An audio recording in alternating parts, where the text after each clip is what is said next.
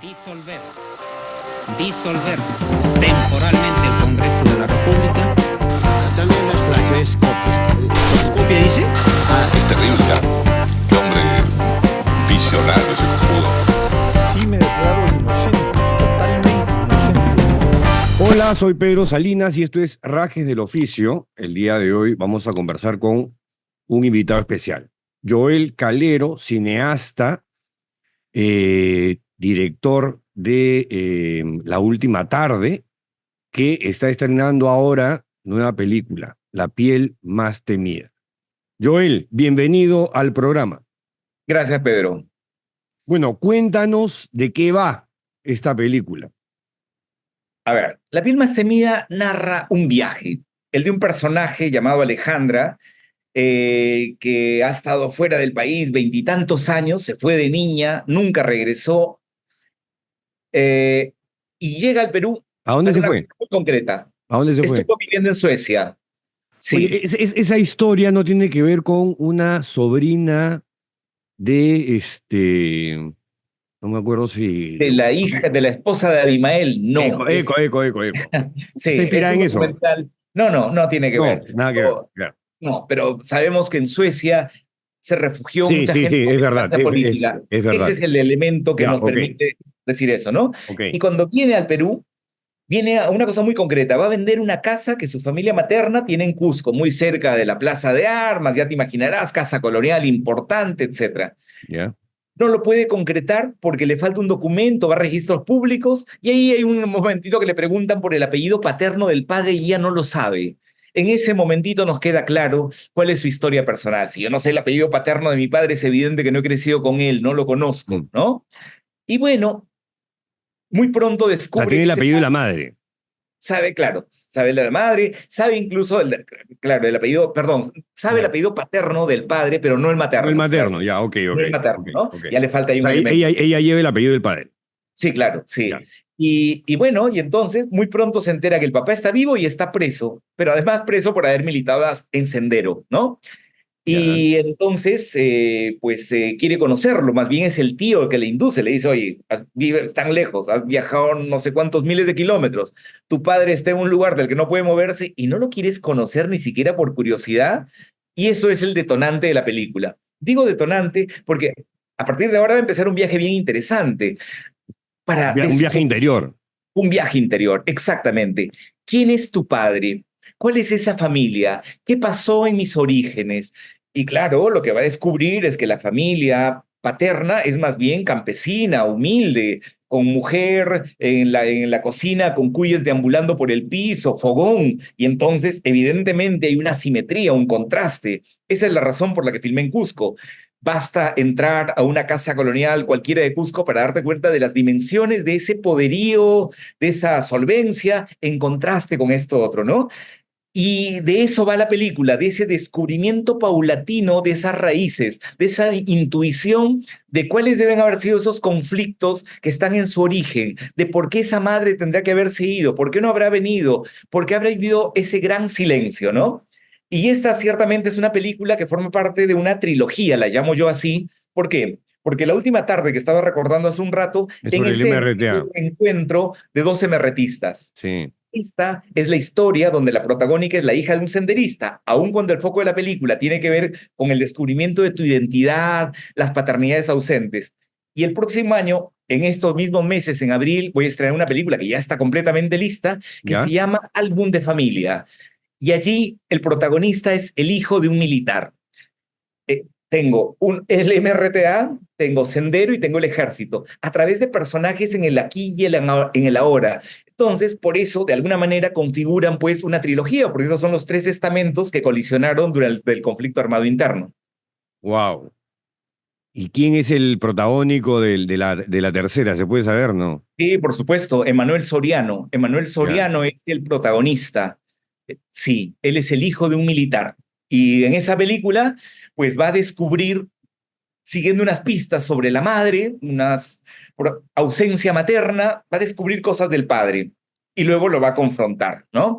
Para no hablar demasiado de esa película. Ya. Pero esa es una película que tiene que ver además con una cosa bien puntual, que tiene que ver con cómo los hijos tenemos la capacidad de poder desmarcarnos de los padres. Si yo soy tu hijo y tú tienes un pasado discutible, no tengo por qué seguir por inercia, por una lealtad familiar tu estela, corrupta, delincuencial, repudiable, la que fuera. Me puedo desmarcar, ¿no? Mm. Creo que eso, en un país como este, donde hay una cierta tradición de hijos que siguen una cierta estela del padre político, pues, en fin, creo que en ese sentido es una película que tiene que resonar con nosotros. Antes de comentarte lo que acabo de evocar con tu comentario, quería preguntarte si Lucho Cáceres también aparece en la Pues tercera, sí. porque Lucho es como tu Ron Perlman para Guillermo del Toro. ¿Ah? Sí, de hecho, Actor de fetiche, hecho, ¿ah? él es el padre, sí, sí, Ya. sí, sí. Sí. En todas, Lucho. Está en todas. Y increíblemente también está. Gran Estas son las actor, películas gran que tengo actor. nada. Y tengo un proyecto que es proyecto, ya sabes, un proyecto en el Perú de cine que Sí, concreta sí. en 8 años. Así que es. Pasó. Y sí, eso, ¿ah? Y eso. sí, sí, sí, sí, por supuesto. Ahora, tú hablabas y yo comenzaba a evocar los libros, Los Rendidos de Agüero, los de Lurgio Gavilán, ¿no? Que van más o menos en la misma tónica, en la misma línea. Eh, ¿Hay algo de eso también en la trilogía? No. Mm, Más o menos. Ya. O sea, digo, a ver, esta tal vez, La piel más temida, es en algún sentido la menos política. Porque, claro, yo creo que la primera lo era desde que hablan de sus ideales, la Sí. tercera lo va a ser más, ¿no? En esta, el dato, mi padre fue senderista, es una información. Bueno, ciertamente voy a conocer un poco más de eso. Voy a conocer qué pasa en relación a ese tema. Algo escucharé desde la enunciación particular que puede tener la abuela. Hay un momentito, por ejemplo, en que la abuela le dice, Terco era mi hijo, no me hizo caso. Cuando vino con esos muchachos, yo le dije, creo que son terrucos, hijo, terrucos matan. Y mi hijo me dijo, no, mamá, estamos haciendo esto para que no hayan peones. En esa enunciación sencilla, ¿Ya?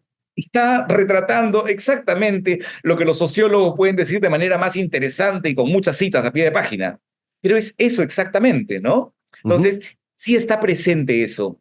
Pero si hay algo que lo emparenta con los libros de Lurgio y con los libros, por supuesto, de José Carlos Agüero, es una cosa muy sencilla. Creo que desde la academia, desde la producción más intelectual y desde un cine como el que pretendo hacer, no vamos a llegar a esquematismos y descalificaciones. Un senderista es un sujeto delincuente que participó al calor de sus ideales y tuvo un comportamiento tal. Pero vamos, es un sujeto, no es un apestado, no es un proscrito de este país.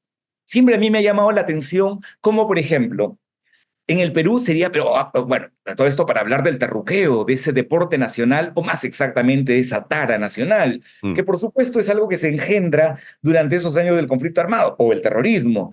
Pero ese terruqueo es una manera de deslegitimar, pero no solamente a los que efectivamente fueron terrucos, sino a todo aquel que tiene un pensamiento diverso del mío. A mí siempre me ha llamado, por ejemplo, la atención cómo en algunas protestas universitarias sanmarquinas, digamos, para poner un ejemplo, a ver, si yo soy estudiante y yo hago yo pido algo con una solicitud, no me haces caso, oye viejo, yo tengo todo el derecho de protestar. Y si yo tengo que protestar y gritar y hacer cosas, las tengo que hacer, porque además creo que ese derecho a la protesta es de lo más hermoso que puede tener un joven, la posibilidad de discrepar, ¿no? Bueno, va a pasar por ahí algunos decir, van a ver gente gritando, terruco. Y cuando te dicen terruco, ya te deslegitimaron, ya te pusieron en el ataúd. Es ¿no? un estigma.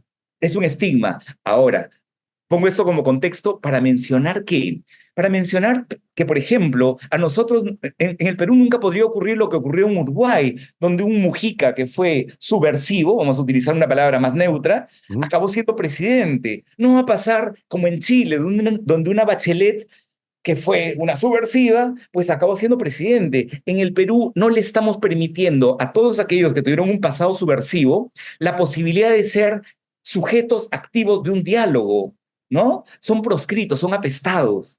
Entonces, ¿qué tienen de común? Que yo me aproximo a ellos no ni para endiosarlos, ni remotamente, porque están enunciados en sus crímenes y en sus delitos, pero no son unos apestados. Para empezar, van a tener una presencia imaginaria, ya en un film como el mío, ¿no? Y eso creo que es bastante en un país acostumbrado al terruqueo, la deslegitimación y proscribir. Déjame hacer una brevísima pausa y regresamos con esta conversación.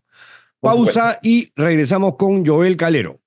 De parte del equipo de Rajes del Oficio, queremos agradecerte por ver nuestro contenido. Son tiempos difíciles para el periodismo independiente, pero estamos comprometidos con la causa. Es por eso que hemos preparado un nuevo contenido para ti, con el lanzamiento de un programa en vivo todos los martes a las 8 p.m. por este canal. Para seguir con nuestro trabajo puedes ayudarnos de maneras muy fáciles. La más sencilla, darle like a este video, suscribirte y compartirlo con tus contactos. Así puedes ayudar a que el algoritmo nos recomiende más. Si eres hincha de Rajes y quieres subvencionarnos económicamente, tendrás el QR de Yape y de Plin apareciendo ahora en la pantalla. En la descripción tienes el link de PayPal si te encuentras en el extranjero y también quieres apoyar.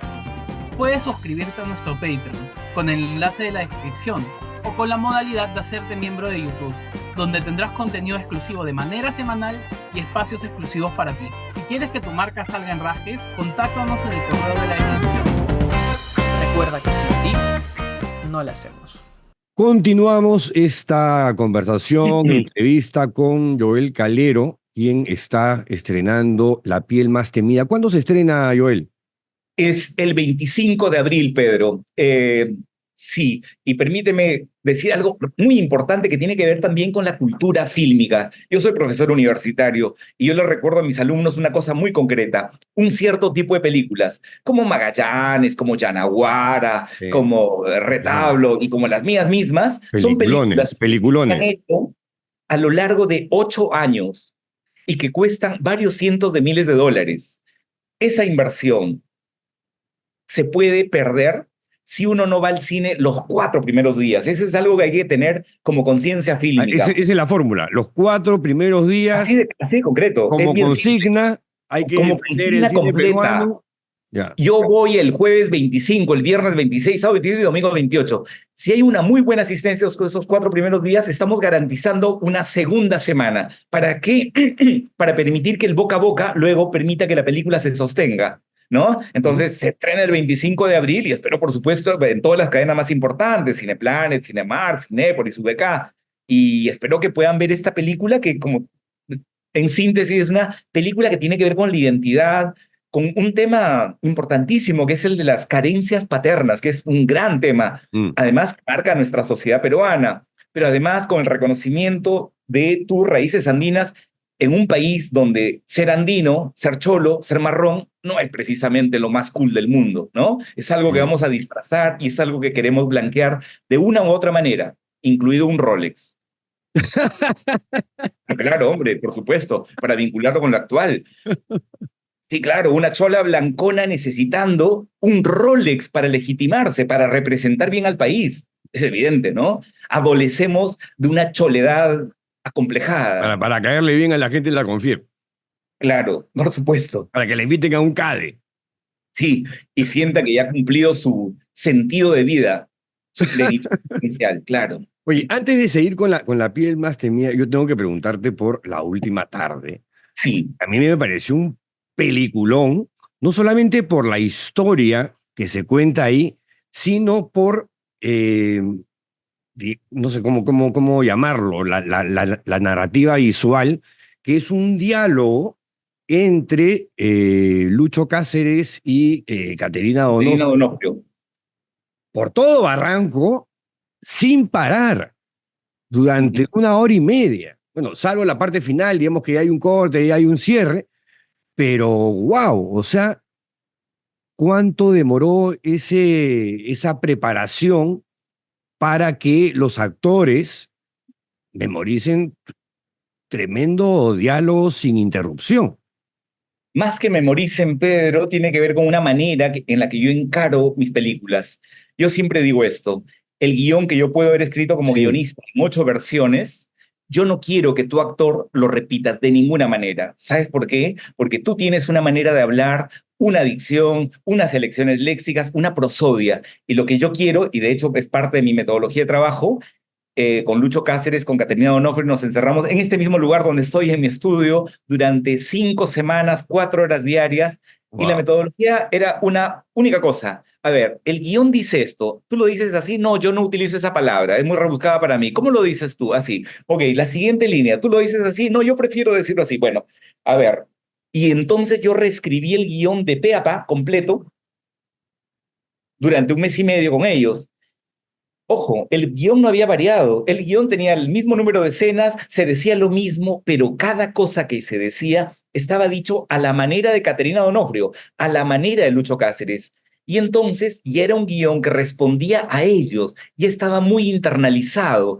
Eso es ¿No? Y lo que, que le y da que- y que lo esa hace más, sensación más natural, espontáneo, totalmente, no se ve completamente. impostado, que es un defecto en el cine latinoamericano en general, hispanohablante en general. Sí, por supuesto, claro. Sí, se ve como una conversación muy, muy, muy informal, muy espontánea. Es Eh, una trabajada espontaneidad, ¿no? Que sí, claro, sí, sí, sí, sí, claro. sí. Una vez que el guión estaba reescrito con sus maneras de hablar, les pedí que lo respetaran escrupulosamente, ¿no? ¿Y cómo Y bueno, cómo se te ocurrió esa historia? Porque a mí me pareció genial ver una cosa así. Dije, wow. es muy interesante cómo se articulan hasta cuestiones de producción. Yo había hecho una primera película, Cielo Oscuro, que es donde me conozco con Lucho, que es una historia mediana, es de un comerciante celoso que tiene celos patológicos por la joven actriz de teatro, y fue un parto. Yo pensé que era la primera vez, bueno, el parto siempre, 8 años. Yo tenía un siguiente proyecto, que lo tengo todavía, que está sin filmar, que se llama Cusco Affair, que es 4 historias en paralelo a la manera de shortcut que se entrelazan, y me dije a mí mismo, oye viejo, has pasado 8 años con una película mediana y ahora tú quieres hacer una película coral con 4 historias para argentinos, franceses, argentinos. Estás delirando. Piensa algo muy concreto, muy austero, que con el escaso presupuesto de DAFO, del Ministerio de Cultura, puedas hacer sin problemas y terminar, ¿no? Y entonces, por supuesto, apelé a mi cinefilia. Evidentemente hay una película que tiene que ver ahí con la saga antes del amanecer, del atardecer y del anochecer, del Mm. Linklater, pero no solamente. Yo tengo una gran pasión por Nikita Mikhalkov, una película de cámara, como se dice, que tiene que ver con dos personajes. Y entonces allí empecé a construir, pero fue decisivo una carta que yo le mandé a un viejo amigo universitario que él cuando hablábamos siempre hablaba el pueblo, ¿no? Porque el pueblo. Y a mí, yo me acuerdo, me da pena en algún sentido ver que este amigo no se apreciaba en el presente y que tenía una imagen grandilocuente de sí mismo, de cuando era joven y político, ¿no? Y me acuerdo que un día yo de verdad le escribí una carta diciéndole, ¿a qué pueblo te refieres, viejo? Porque cuando tú dices pueblo, te sientes enaltecido y parece que estás hablando, ¿no? De las películas de Ettore Scola, o estás hablando con esa sensación de Benedetti en la calle, tú y yo, codo a codo, somos más que dos, ¿no? Cuando el pueblo que yo conozco, viejo, es ese que elige a Laura Bozzo, mira a Laura Bozzo, mira a Magali Medina, y elige Fujimori. No es un pueblo apreciable, es lumpen proletario a lo más. Que Y ve por eso, Willax y lee Expreso. además, sí, claro, que lee, que ve y adora a Willax. Ese pueblo, ese es el que tú estás elogiando, por eso es el que tú te sacrificas, no me jodas, ¿no?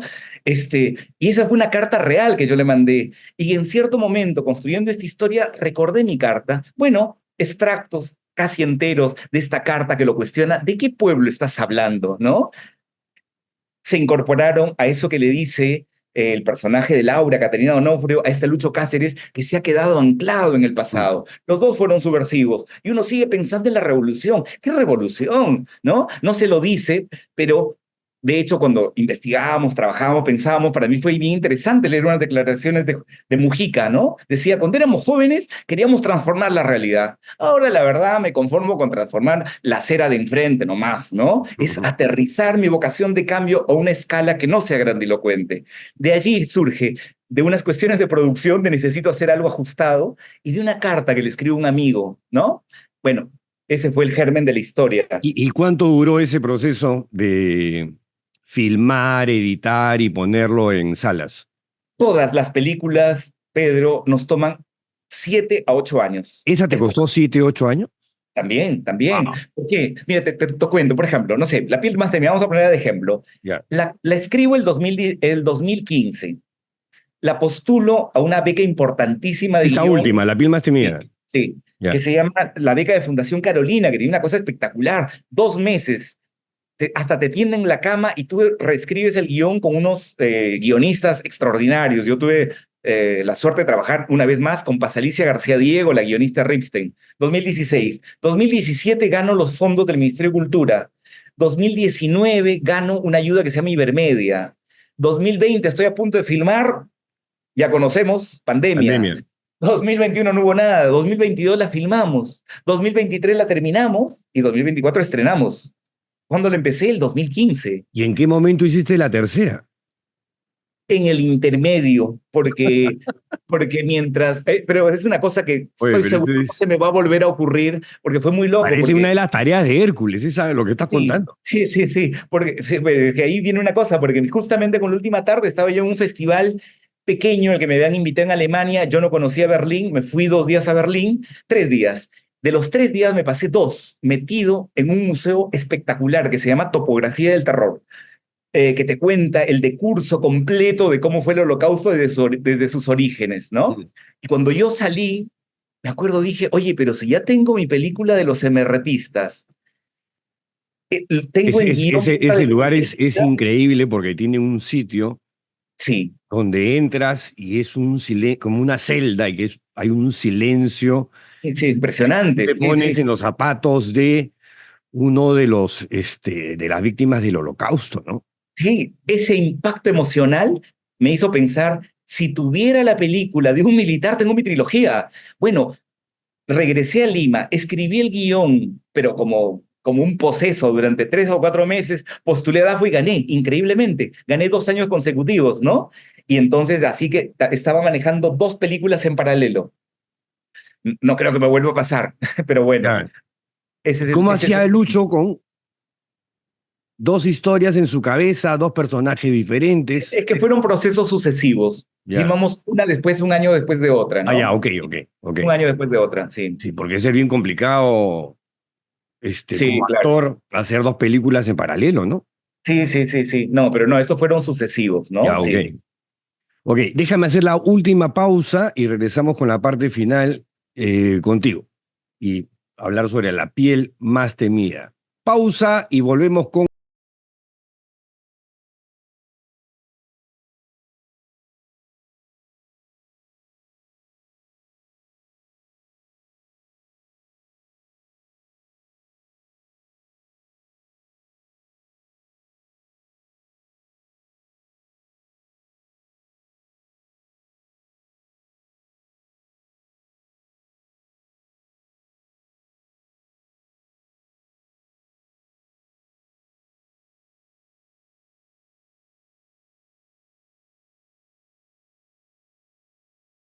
de la entrevista con Joel Calero, cuéntanos un poco del reparto.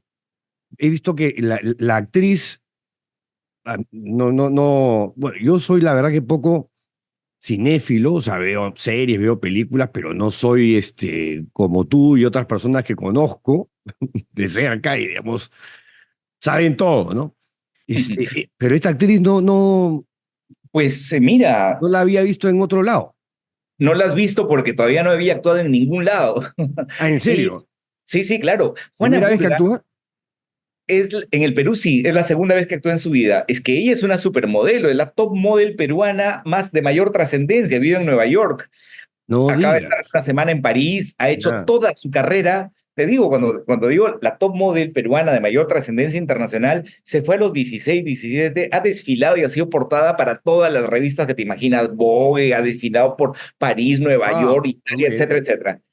Ella es una modelo y en el proceso fue bien alucinante porque un día para mí era Juanita Burga, sí, era la famosa Juanita Burga. Un día estoy en Facebook y veo, oye, actuando en una película argentina. La miré y me llamó la atención su tipo físico.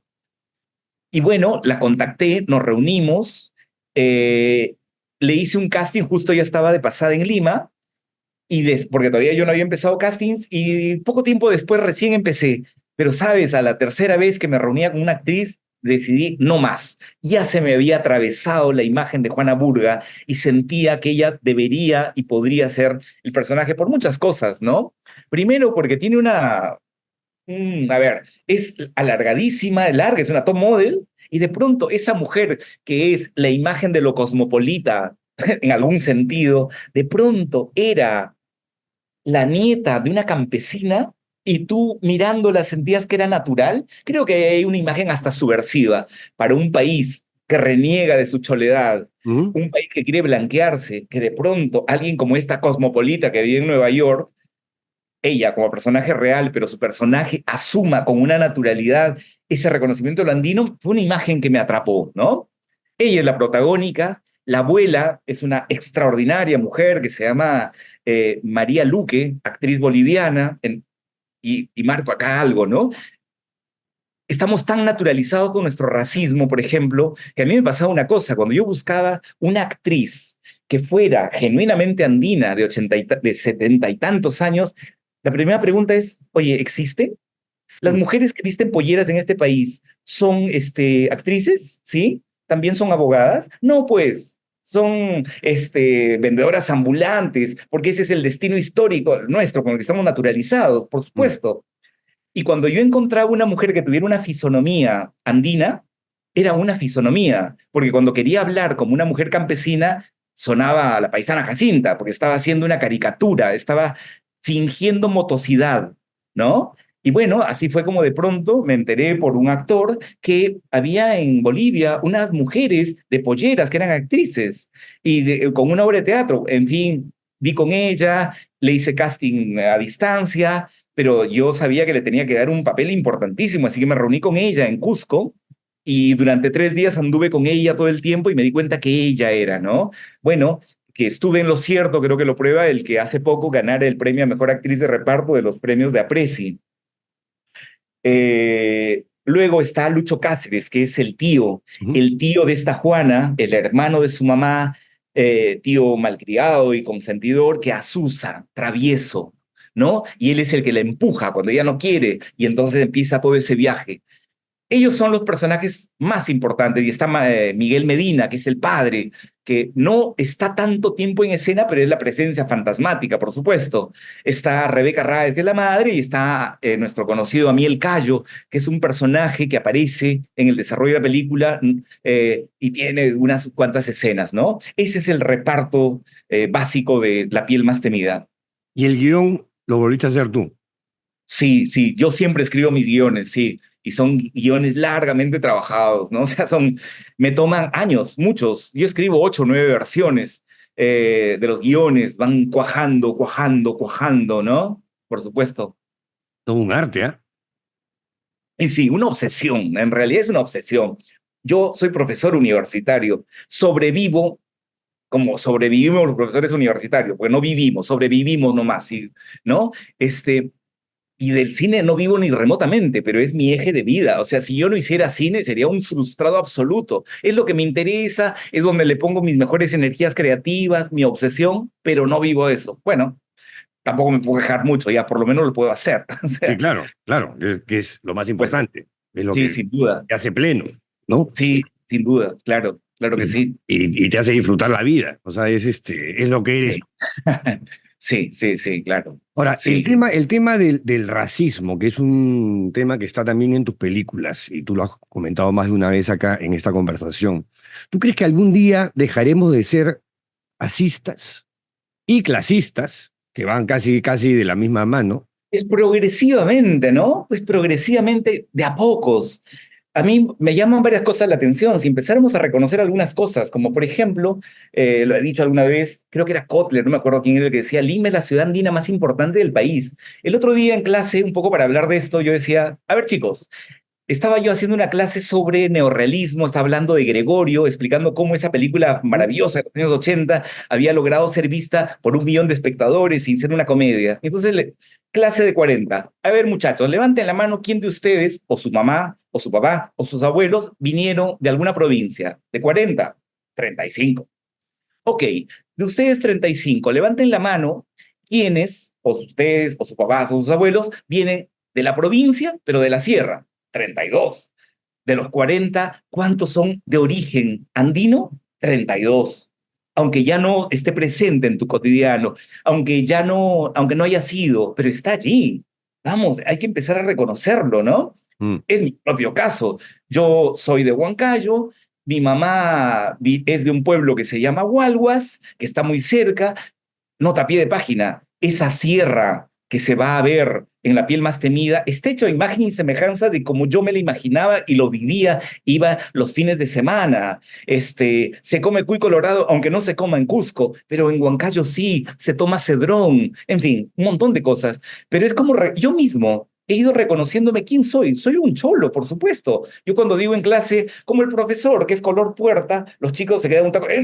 Oye, sí, claro, no tengo ningún problema, soy color puerta. En México seré color cartón, color chaufa, pero de lo cual que estoy cada vez más posicionado y posesionado. O sea, hay un proceso de reconocimiento de mi propia condición, ¿no? Por supuesto. En fin, yo creo que sí, gradualmente, ¿no? Pero, en fin, o sea, las cosas no ocurren por inercia. A mí me parece que el cine tiene un valor altísimo, ¿no? El cine, la literatura, nuestras creaciones, ¿no? Yo creo que en una situación en particular como la que vivimos, de una ignominia absoluta, o sea, si uno lee periódicos, o se entera, La Encerrona, tu programa, lo que fuera, dice, por Dios, estamos en medio del desagüe, sin la menor duda. Hay una sensación de desesperanza. A mí lo único que me sostiene es crear. Si no, psíquicamente ya me hubiera ido al carajo, pero largamente. O sea, porque no hay atisbos de salud. Todo es degradado, todo es degradante, ¿no? Y entonces, a veces, una buena película, un buen libro, es lo que te sostiene.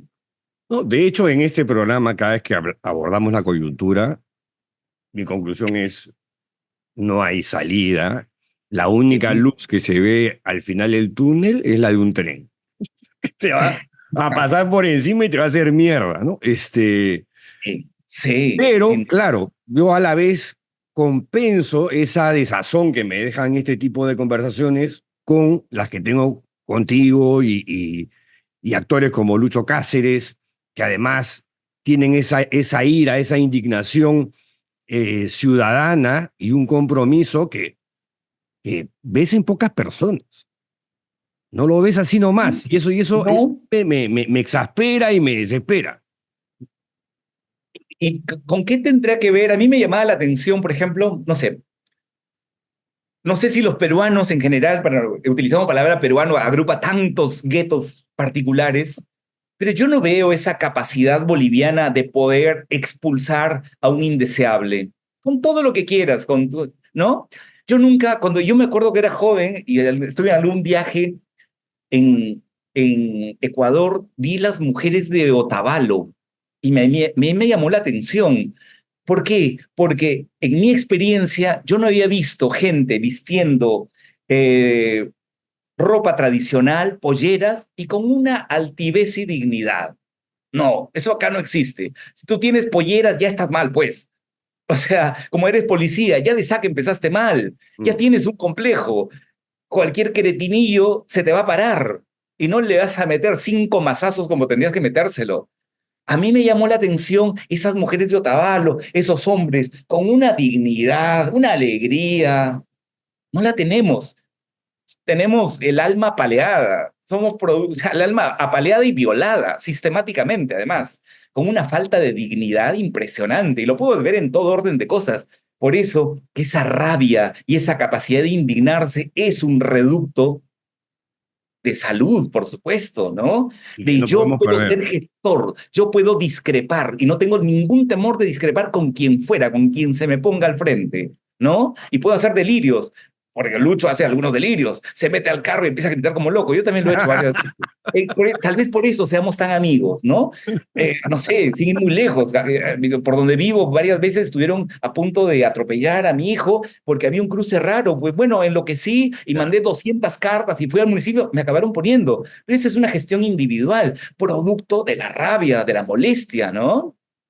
Es que acá en el Perú, si no, a mí me dicen obseso por el tema sodalicio, pero claro, si Paolo va, Llovera, Escardó, digamos, que, digamos, somos un grupo, Sí. pero es un grupo reducido. La gente te alienta, Pedro, estamos contigo, fuerza, solidaridad. Oye, pero pero es un cerro, una montaña que tienes que empujar. O sea, eso es una cosa de locos. Como de locos es ser delirante y estar 8 años con una película. Sí, sí. 8 años. O sea, yo me acuerdo una vez que estuve en una premiación del Ministerio de Cultura, dije, vamos a imaginar dos cosas. Imagínense el primer día que están ustedes de la mano de mamá en primer grado de primaria.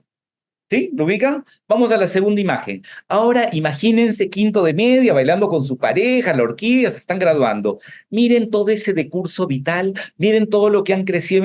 Bueno, todo eso es el tiempo que se pasa un cineasta con una única idea.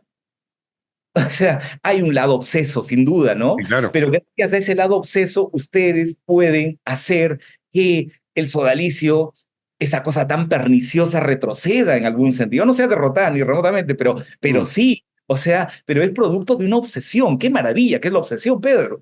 Sí, no, claro, además te lo dice Vargas Llosa antes de iniciar cada proyecto, ¿no? Además que también le toma, digamos, sus años, aunque bueno, ya está retirado, y eso lo ves en varios ámbitos, ¿no? Por suerte, hay gente obsesionada, bien intencionada, y no todos son malos ni la escoria que se suele ver en el Congreso de la República y en algunos espacios llamados medios de comunicación, pero que son parte de este desagüe, de esta cloaca que se ha desatado no solamente en el Perú, sino a nivel mundial, ¿no? Donde hay un crecimiento progresivo de un fascismo asqueroso, nauseabundo, al que hay que ponerle coto.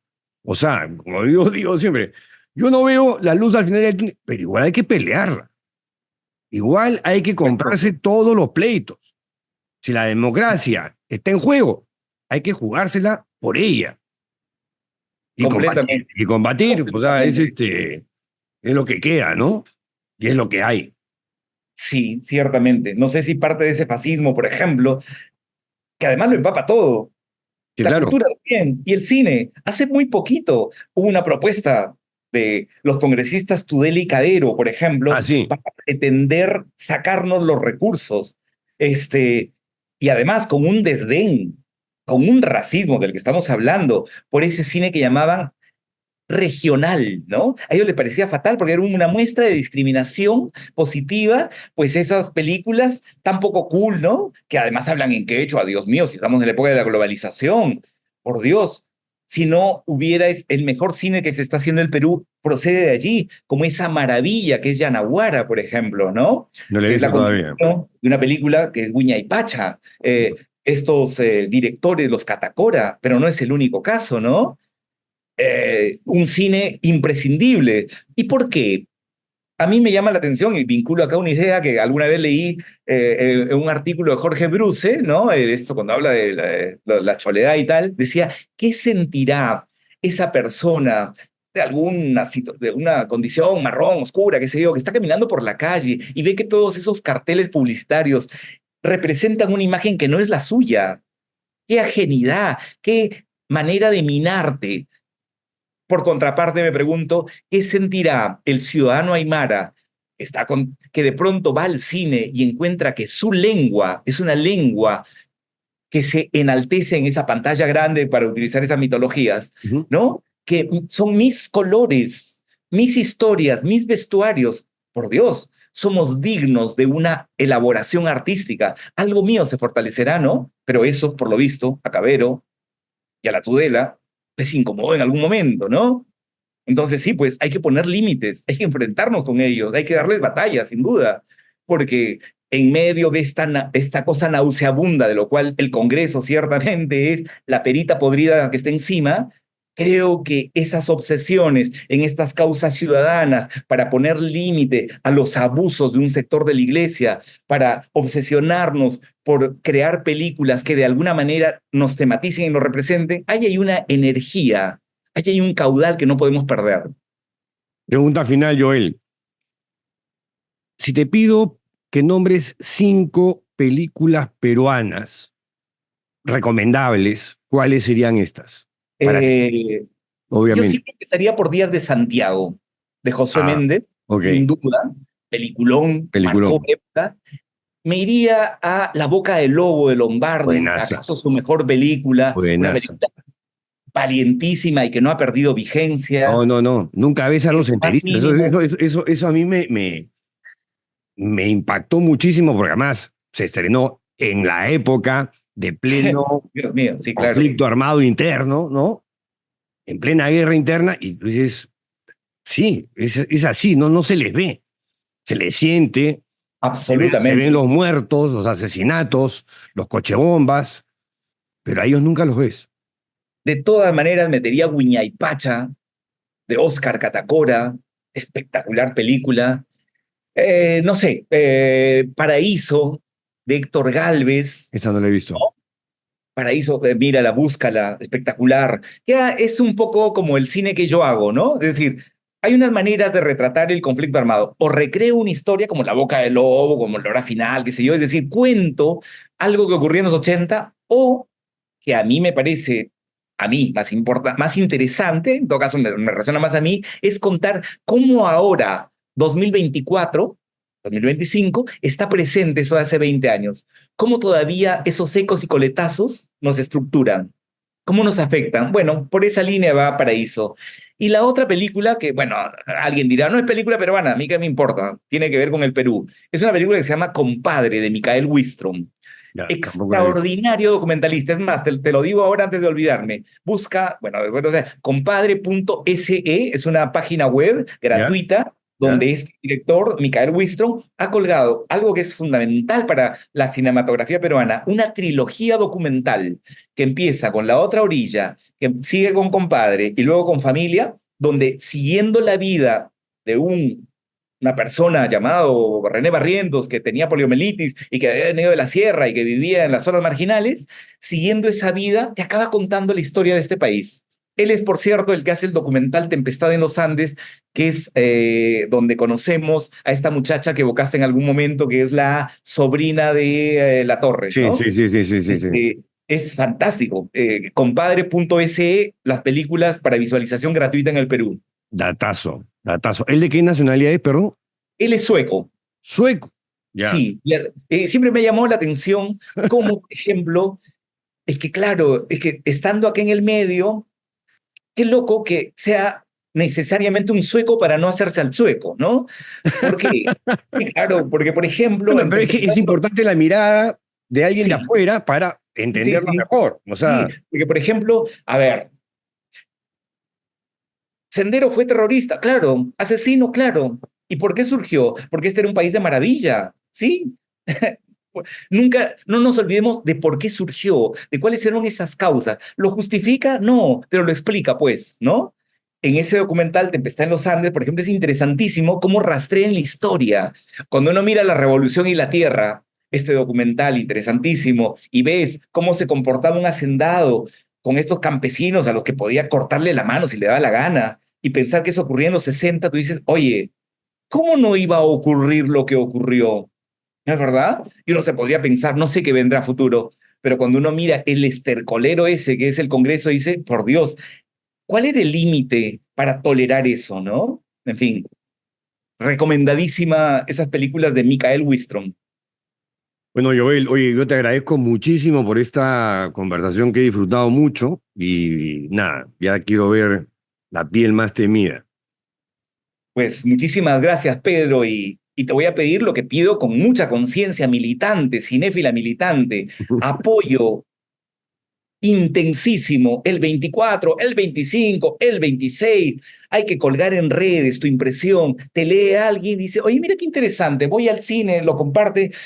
Las cosas son pequeñitas, que es la única manera de hacerlo, militantemente. Ahí estaré de todas maneras, Joel. No sé si el 25, el 26 o el 27, pero de todas maneras. Antes del 28 de todas maneras. Antes del 28 de todas maneras. Genial. Un gran abrazo, éxitos y nada, ya comentaremos más adelante sobre otras cosas. Y tú dices que en un año estás estrenando la En un tercera. año exacto, la tercera, sí. Ya, bueno, Eso es. mucha suerte también con eso. Gracias, Muchas Joel, de nuevo. Un gusto hablar contigo. Chau, chau. Y con ustedes, hasta la siguiente entrevista. ¡Chao!